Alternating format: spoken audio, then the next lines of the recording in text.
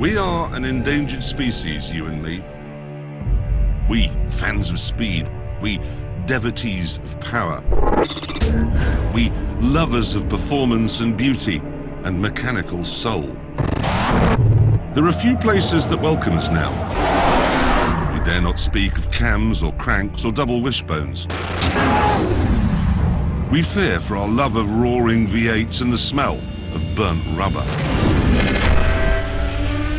We're told to think of economy and the environment, not excitement and enjoyment. In an age of hybrid this and lentil-matic that, we are the odd ones out. Yet there is hope. There is a haven. A place that celebrates speed, grip, gears and fun. And it's all here for you to explore. If there's one thing Turn 10 Studios doesn't want to do with Forza Motorsport 4, it's force you into playing someone else's idea of a racing game. For this game, it's all about letting you find your comfort zone, pick a driving style and a handful of cars that really suit you, and just sort of live in your own private Forza. Nowhere is that more apparent than in the new career mode known as World Tour. A number of tweaks and changes to the career mode make for a much more open-ended experience than what you'll find in Forza 3, or, in fact, pretty much any other racing game on the market. The first big change is the way driver level works. In previous games, you'd be automatically gifted a new car every time you collected enough XP to reach a new level. Sometimes that car was exactly what you wanted, other times it was a Volkswagen Touareg. Problem was, it was one predetermined car at every level of the game. Now you're given a choice, handily organized by theme. The first level of the game offers you a choice of nimble subcompacts like these cute little things that you see right here. As you level up, you'll be greeted with other choices like zippy hot hatchbacks, sport coupes, and Trans Am legends.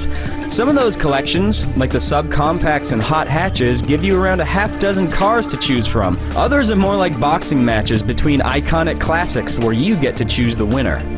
What you wind up with is a garage that feels a lot more personal than it was in Forza 3's career mode.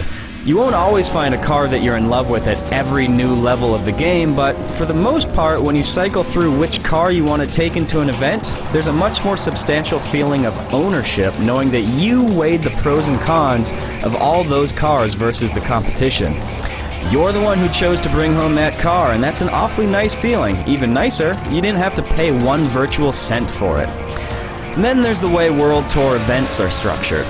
If you remember Forza 3, you'll recall the whole calendar system that took you from one specific event to the next.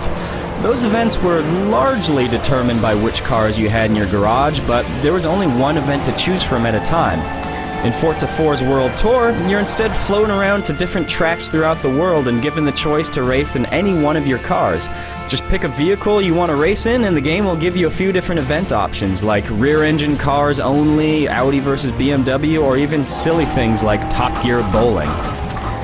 The result is a game that gives you a lot more choice over the cars you take from track to track as you jaunt around the world.